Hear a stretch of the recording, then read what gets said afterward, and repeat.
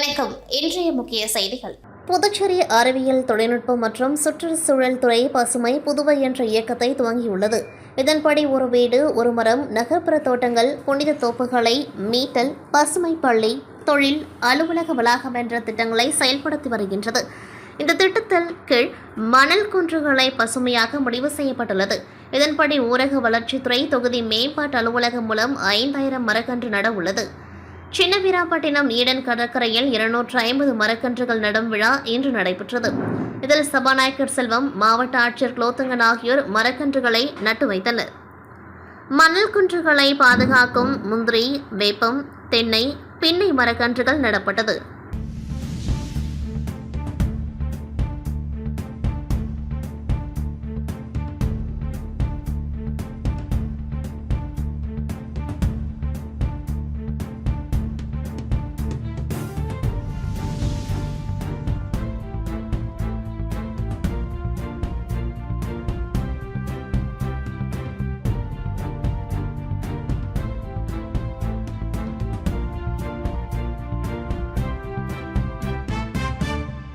காரைக்கால் மாவட்டத்தில் மகா சிவராத்திரி முன்னிட்டு தர்ம ரக்ஷண சமிதி சார்பில் 15வது ஆண்டாக சிவநாம பூஜை நடைபெற்றது. இதில் சிவபக்தர்கள் அம்மையார் குளக்கரையில் தங்கள் குடும்பம், தொழில்கள், மாணவர்கள் படிப்பு, திருமணம் உள்ளிட்ட பல்வேறு நன்மை வேண்டி பக்தர்கள் களிமண்ணால் செய்யப்பட்ட சிவன் லிங்கம், ருத்ராட்சை, பூஜை பொருட்கள் ஆகியவற்றை கொண்டு வந்து சிவராத்திரியை முன்னிட்டு பக்தர்கள் வழிபட்டனர். இதில் 5000 சிவபக்தர்கள் கலந்து கொண்டார்கள். விழாவிற்கான ஏற்பாடுகளை தர்ம ரசகன ஸ்மிருதி விழா குழுவினர் சிறப்பாக செய்திருந்தனர். ஓம் சர்மினே நமஹ, ஓம் சிகண்டினே நமஹ, ஓம் சர்வாங்காய நமஹ, ஓம் சர்வபாவனாய பூதஹராய நமஹ, மண்டலுதராய நமஹ, ஓம் தன்வினே நமஹ.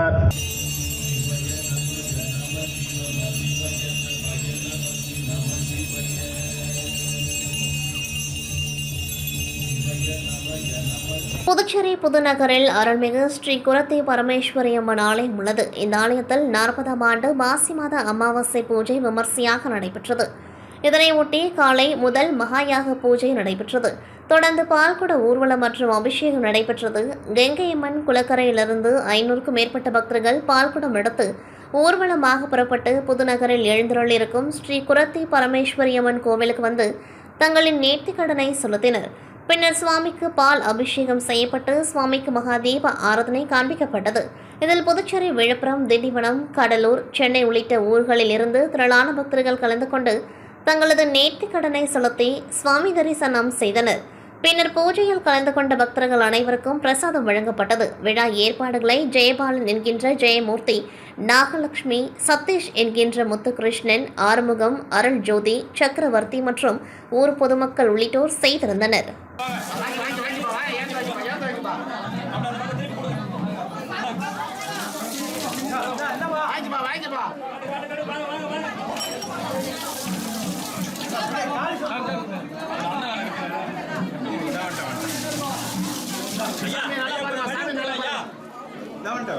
புதுச்சேரி மாநிலம் திருவோணை சட்டமன்ற தொகுதி மண்ணாடிப்பட்டு கொம்யூன் திருவோணை கிராமம் திருவோணை உபரி நீர் வாய்க்காலில் பாலம் கட்டுமான பணிக்கான பூமி பூஜை ரூபாய் 14,03,500 மதிப்பீட்டிலும், திருவோணை கிராமம் சம்போடை வாய்க்காலில் மேல்நிலை நீர்த்தேக்க தொட்டி அருகில் பாலம் கட்டுமான பணிக்கான பூமி பூஜை ரூபாய் 11,46,600 மதிப்பீட்டிலும், களித்தீர்த்தால்குப்பம் கிராமம் PS பாளையம் உபரி நீர் வாய்க்காலில் ஐயனார் கோவிலில் அருகில் நடைபாதை கட்டுமான பணிக்கான பூமி பூஜை ரூபாய் 9,59,000 மதிப்பீட்டிலுமான பூமி பூஜை பொதுப்பணித்துறை சார்பில் நடைபெற்றது.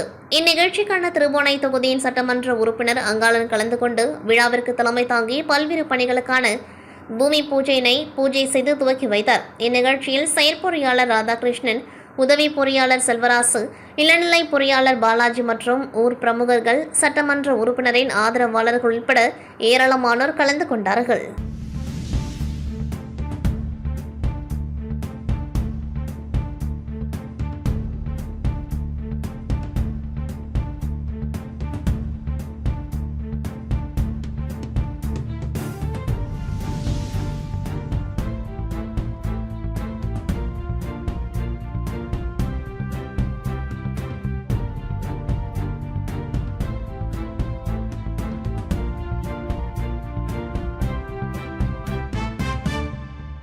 புதுச்சேரி பூரணாங்குப்பம் அருள்மிகு அங்காள பரமேஸ்வரி ஆலய மகோற்சவ விழா கொடியேற்றத்துடன் இன்று துவங்கியது.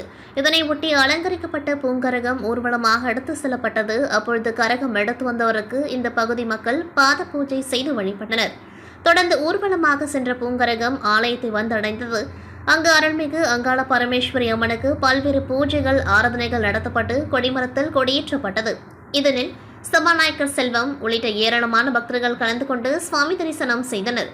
மேலும் தொடர்ந்து 10 நாட்கள் நடைபெறும் மகோற்சவ விழாவில் அம்மன் பல்வேறு அலங்காரங்களில் வீதி உலா, திருக்கல்யாணம் மற்றும் தேரோட்டம் நடைபெற்று 10ஆம் நாளான வருகின்ற 6ஆம் தேதி மயான கொள்ளை நடைபெற உள்ளது என்பது குறிப்பிடத்தக்கது. இந்நிகழ்ச்சிக்கான ஏற்பாடுகளை ஆலய நிர்வாகிகள், பொதுமக்கள் மற்றும் இளைஞர்கள் செய்திருந்தனர்.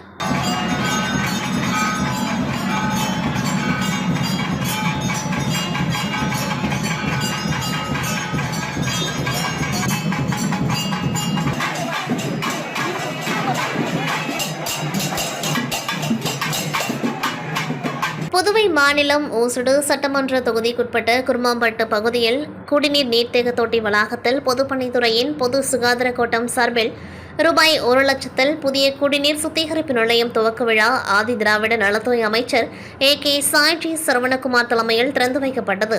இந்த புதிய குடிநீர் சுத்திகரிப்பு நிலையம் அமைவதினால் ஓசுடு தொகுதிக்குட்பட்ட ஐயங்குட்டிப்பாளையம், தர்மபுரி, கல்மேடுபேட் மற்றும் அதனை சுற்றியுள்ள பல்வேறு பகுதிகளின் பொதுமக்கள் பயனடைவார்கள்.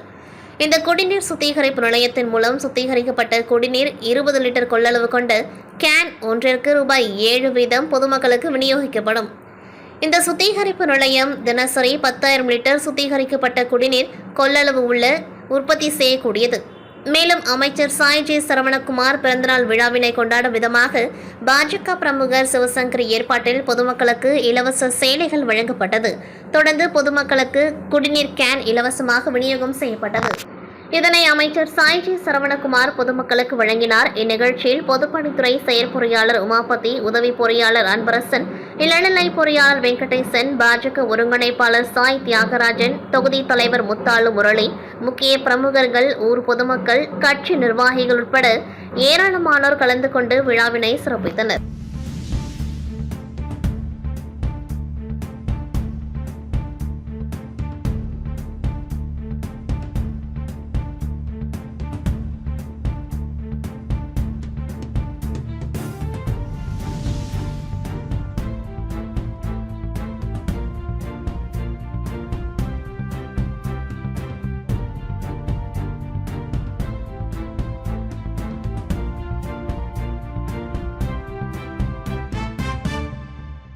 வெளியூர் கொம்மியின் உதயப்பட்டு கிராமத்தில் சங்கராபரணி நதிக்கரை வடபுறத்தில் எழுந்தருளிருக்கும் ஸ்ரீ காசி விசாலாட்சி சமேத ஸ்ரீ காசி விஸ்வநாத தேவஸ்தானத்தில் மகா சிவராத்திரி விழாவை முன்னிட்டு சிறப்பு பூஜைகள் நடைபெற்றது. இதில் மூலவர் ஸ்ரீ காசி விஸ்வநாதருக்கு பால், தயிர், தேன், இளநீர், பன்னீர், சந்தனம், விபூதி உள்ளிட்ட திரவியங்களால் சிறப்பு அபிஷேகங்கள் நடைபெற்று மகா தீப ஆராதனைகள் காண்பிக்கப்பட்டது. இதில் ஏராளமான பக்தர்கள் கலந்து கொண்டு சுவாமி தரிசனம் செய்து வழிபட்டனர். இவ்விழாவிற்கான ஏற்பாடுகளை ஆலய தனி அதிகாரி வெங்கடேஸ்வரன் மற்றும் விழா குழுவினர் மாரிமுத்து, ஆனந்த், பாலு, குலசேகரன், சிவானந்தம் உள்ளிட்ட நிர்வாகிகள், கிராம பொதுமக்கள் செய்திருந்தனர். வில்லியனூர் குமேன் பொறையூர் கிராமத்தில் எழுந்தருளி உள்ள அருள்மிகு ஸ்ரீ வேம்பரசி நாயகி உடனுரை ஸ்ரீ பிறைசூடிய பெருமான் சிவாலயத்தில் 12ஆம் ஆண்டு துவக்க விழா மற்றும் மகா சிவராத்திரி விழா சிறப்பாக நடைபெற்றது. இதில் மூலவருக்கு பால், தயிர், இளநீர், பஞ்சமிர்தம், தேன், பன்னீர், சந்தனம், விபூதி உள்ளிட்ட திரவியங்களால் ஆன அபிஷேகங்கள் நடைபெற்று சிறப்பு அலங்காரத்தில் மகா தீப ஆராதனைகள் காண்பிக்கப்பட்டது. இதில் ஏராளமான பக்தர்கள் கலந்து கொண்டு சுவாமி தரிசனம் செய்தனர். மேலும் விழாவில் சிறப்பு விருந்தினராக ஓசுடு சட்டமன்ற தொகுதி முன்னாள் சட்டமன்ற உறுப்பினர் கார்த்திகேயன் கலந்து கொண்டு சுவாமி தரிசனம் செய்து பக்தர்களுக்கு அன்னதானம் வழங்கினார். மேலும் இந்நிகழ்ச்சிக்கான ஏற்பாடுகளை ஊர் நாட்டம்மை மனோகர், அங்காளன், மோகன், தேவராசு, முருகையன், கவி, குரு, சிவனடியார்கள், தங்கமணி, காளிதாசன், கலைச்செல்வன் மற்றும் கிராம பொதுமக்கள் சிறப்பாக செய்திருந்தனர். வில்லியனூர் கொம்மியன் கணுவாப்பேட்டை புதுநகர் ஓடை தெருவில் எழுந்தருளிருக்கும் அருள்மிகு தேவி ஸ்ரீ அங்காள பரமேஸ்வரியம்மன் ஆலயத்தின் 15ஆம் ஆண்டு மயான கொள்ளை விழா கடந்த செவ்வாய்க்கிழமை அன்று கொடியேற்றத்துடன் துவங்கியது. தொடர்ந்து நேற்று காலை அம்மனுக்கு சிறப்பு அபிஷேக ஆராதனைகள் நடைபெற்று மகா தீப ஆராதனைகள் காண்பிக்கப்பட்டது. மாலை ரணகளிப்பு நிகழ்ச்சியும் அம்மன் வீதி உலகாட்சியும் நடைபெற்றது. இதில் ஏராளமான பக்தர்கள் கலந்து கொண்டு சுவாமி தரிசனம் செய்து வழிபட்டனர். இந்நிகழ்ச்சிக்கான ஏற்பாடுகளை ஆலய நிர்வாக குழுவினர், விழா குழுவினர் மற்றும் கிராமவாசிகள் செய்திருந்தனர்.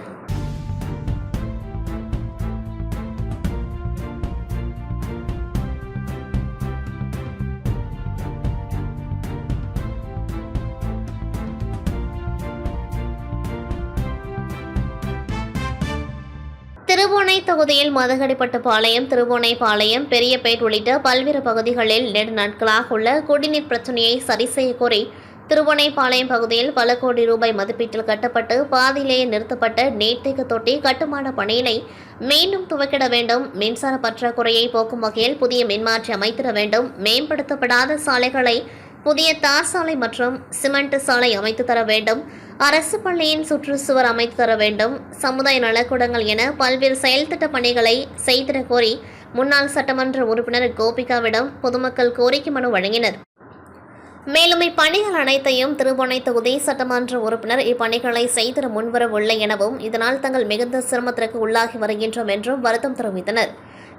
இக்கோரிக்கை மனுவினை ஏற்ற முன்னாள் சட்டமன்ற உறுப்பினர் கோபிகா முதல்வரிடமும் துறை அதிகாரிகளிடமும் இதனை ஆலோசித்து உரிய நடவடிக்கை மேற்கொள்வதாக உறுதி கூறினார்.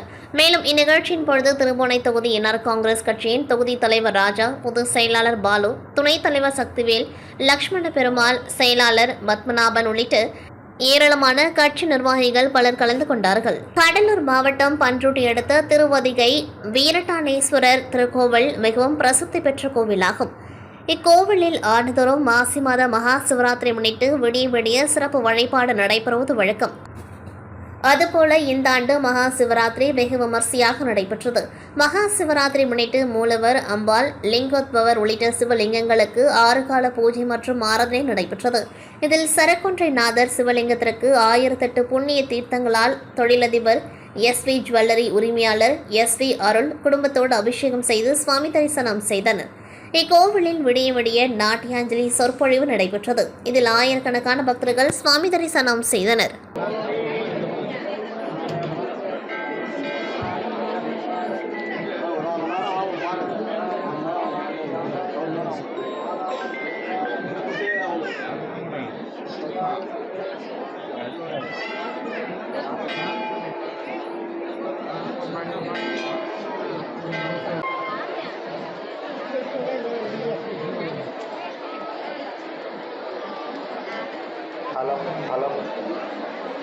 ஹலோ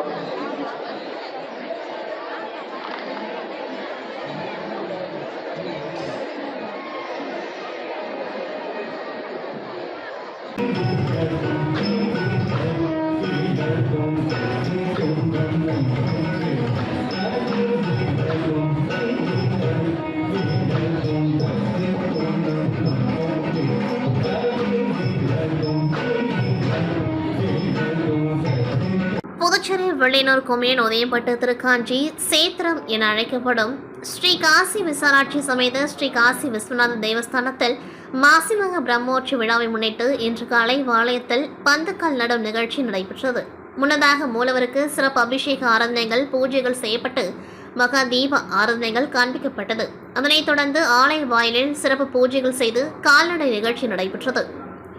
இந்நிகழ்ச்சியில் ஏராளமான பக்தர்கள், கிராம பொதுமக்கள் கலந்து கொண்டார்கள். இந்நிகழ்ச்சிக்கான ஏற்பாடுகளை ஆலய சிறப்பு அதிகாரி வெங்கடேஸ்வரன் மற்றும் விழா குழுவினர் செய்திருந்தனர். மேலும் இவ்வாலயத்தில் எதிர்வரும் திங்கட்கிழமை அன்று இவ்வாலயத்தில் கொடியேற்றுதல் நிகழ்ச்சியும், தொடர்ந்து பிரம்மோற்சவ நாட்களில் சுவாமி வீதி விழா காட்சியும், அடுத்த மாதம் 12ஆம் தேதி சங்கராபுரம் நதிக்கரையில் மாசிமக தீர்த்தவாரி நிகழ்ச்சியும் நடைபெற உள்ளது குறிப்பிடத்தக்கது.